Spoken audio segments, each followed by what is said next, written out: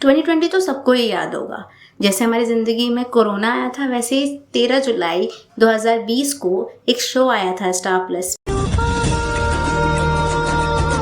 तो हम इस शो का थोड़ा सा बैकग्राउंड जान लेते हैं कि ये एक बंगाली शो है, श्री मुई, जो स्टार जलसा पे आता था, उसी का हिंदी अडेप्टेशन है और ये सेम डीकेपी के अंडर में आता है, राजन शाही का प्रोडक्शन जो था। अभी हम इस वीडियो में यही बात करने जा रहे हैं कि कैसे ये शो कल्ट हो सकता था, पर ये शो कैसे कार्टून बन गया। इंडियन टेलीविजन पर बहुत सारे शो आते हैं सेम कॉन्सेप्ट के साथ, but this show literally come with the fresh air.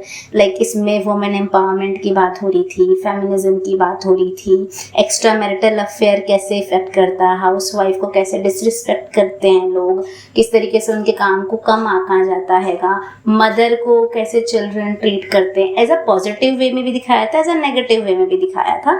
तो इस शो को बहुत ही अच्छे से प्रेजेंट किया गया था। And most important, how a women or a man can find their love at any age, जो कि शो में बहुत खूबसूरत तरीके से दिखाया गया था। तो ये स्टोरी ऐसे स्टार्ट हुई थी कि एक अनुपमा है, वो अपनी फैमिली के साथ रहती है, इन लॉज हैं, बच्चे हैं, पति है, और वो घर का सारा काम करती है। सुबह 4 बजे उठती है अच्छी नारी की जैसे, और रात को 11-12 बजे तक सोती है। वो घर के सारे काम निपटाएगी, बच्चों के लंच से लेके उनके कपड़े धोने तक, दादाजी की बात। उसके बाबूजी जो हैं वो बहुत ही स्वीट से हैं, और जो उसके 3 बच्चे हैं उसमें से 2 बड़े ही नालायक हैं, एक सबसे बड़ा वाला, एक सबसे छोटी वाली, तोशु और Pakhi. They are such a irritating children you have. Like इन्हीं लोगों के लिए शायद बोला जाता हो कि ऐसी औलादें ना हो तो ज़्यादा बेहतर है। पर there is a one child called Samar, जो कि बहुत ही प्यारा सा सपोर्टिव चाइल्ड है अपनी मदर के लिए। पर क्योंकि ये डीकेपी का शो है तो बच्चा तो मरेगा, तो जो मेकर्स हैं वो समर को मारना ज़रूरी समझ लेते हैं, और इस शो में एक समझदार इंसान की मौत हो जाती है। इसी शो में जो वनराज है उसका बाहर अफेयर चल रहा है काव्या के साथ। Basically Kavya is one of my favourite, बड़ी खूबसूरत बंदी थी वो, उसकी आंखें मैं देखती रह जाती थी। पर let's back to the story. तो जो वनराज है उसकी जो अफेयर चल रहा है बाहर काव्या के साथ, ये चीज़ शार्फो फैमिली को पता चल जाती है, अनुपमा को पता चल जाती है, और as a sane respectful women वो अपनी इज्जत को सबसे ऊपर रखकर वनराज को डाइवोर्स देकर घर छोड़कर चली जाती है बाहर। एंड इसके बाद वो अपना करियर फिर से शुरू करती है, वो टीचिंग करती है, नया सफ़र होता है उसका। उसके बाद से फिर वो डांस क्लासेस भी करती है, वो हर चीज़ करती है। और फिर उसकी मुलाकात होती है उसके कॉलेज लाइफ के एक बंदे से, which is Anuj Kapadia, such a hot guy, oh my God. Literally बहुत ही अच्छा इंसान। और सबसे बड़ी बात, उसने अनुपमा से पिछले 26 साल से प्यार किया है और 26 साल से इंतज़ार कर रहा है उसका।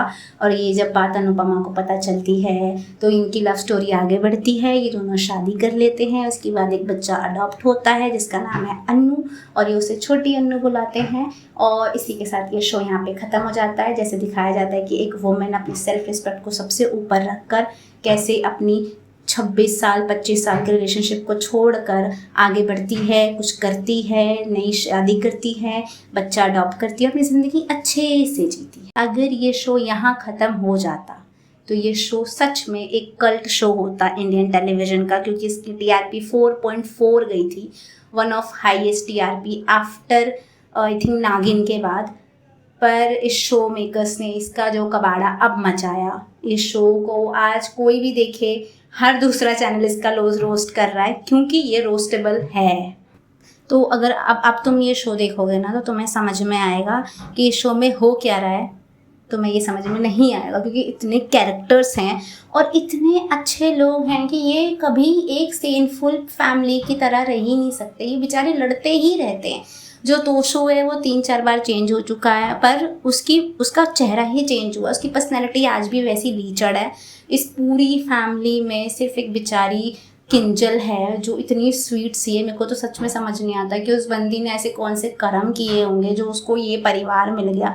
लाइक अनुपमा भी इतनी इरिटेटिंग हो चुकी है अब कि वो हर किसी की लाइफ में जाती है उसकी ज़िंदगी को शुद्ध करने, पर इसकी लाइफ का यही मोटो है, कर्म करने जाते हैं और कांड हो जाता है। बेचारी जिसकी मदद इसने की है ना, सब इसको गालियाँ दे के बकते निकल जाते हैं। इवन एक टाइम पे तो समर भी इरिटेट हो गया था, बट स्टिल बच्चा तो अच्छा था वो। वनराज कहाँ है किसी को नहीं पता, अनुज कहाँ है किसी को नहीं पता, अनुपमा कहाँ है ये सबको पता है। वो कभी अहमदाबाद में, कभी गुजरात में, कभी मुंबई में, कभी अमेरिका में, वो हर जगह रहती है और हर बार एक नया हीरो आता है जिसको उससे प्यार हो जाता है। एंड जिस तरीके से लीप आ रहे हैं, अनुपमा को अभी तक अपने 80s में होना चाहिए था, पर अभी भी वो बहुत नौजवान है। और जिस तरीके से ये शो चल रहा है, हमें लगता है कि अभी 10-15 साल और चलेगा। Thank you so much for listening, thank you for watching. If you like this video, like and subscribe.